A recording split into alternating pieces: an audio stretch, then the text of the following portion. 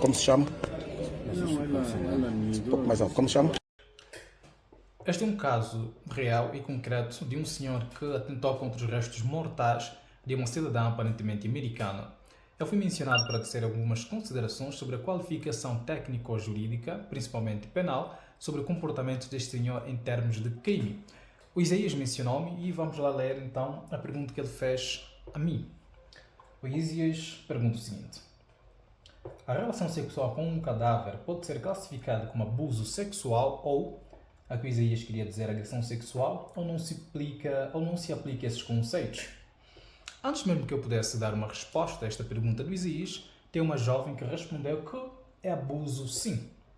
E tal como diria Lucano, as pessoas às vezes não sabem se determinada coisa é pássaro ou é fruta. E nós vamos entender o porquê. Mas antes de entendermos, eu gostaria de dizer que a resposta do ponto de vista técnico ou jurídico é não.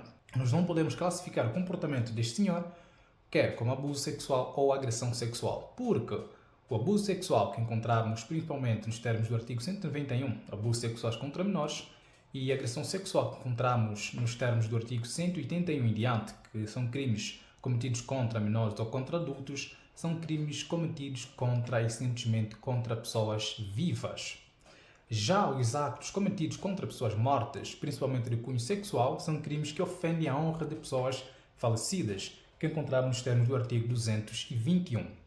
Portanto, o comportamento deste senhor é classificado como crime de atentado contra a integridade de restos mortais. Mas agora a questão é, por que é que as pessoas às vezes falam com uma convicção sobre coisas das quais não entendem? Nós vamos entender o porquê que eu digo isto.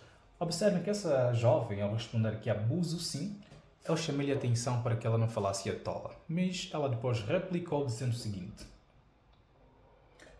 a necrofilia é um transtorno caracterizado por interesse sexual por cadáveres. Quando esse interesse se traduz em atos sexuais com o cadáver, esses actos são ilegalmente punidos.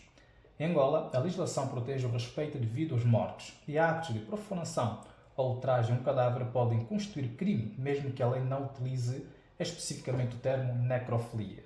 Então não é só um abuso, como também é um crime. Então quem está a falar à toa ou pensar à toa aqui és tu. Observem que ela fala com uma convicção sobre algo que ela não entende patalifas nenhuma. Porque ela traz aqui um enquadramento, uma descrição do comportamento do ponto de vista clínico-psicológico, que é a necrofilia, mas a resposta do Isaías é qual é a qualificação deste comportamento. Descrever um comportamento não é o mesmo que dizer em que crime se enquadra este comportamento. É um erro de categoria que é lógico, está mais mesmo de falácia da categoria.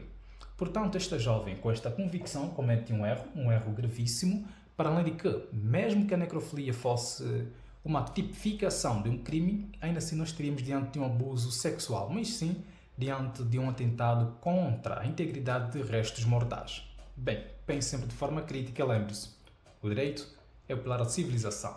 Até mais ver.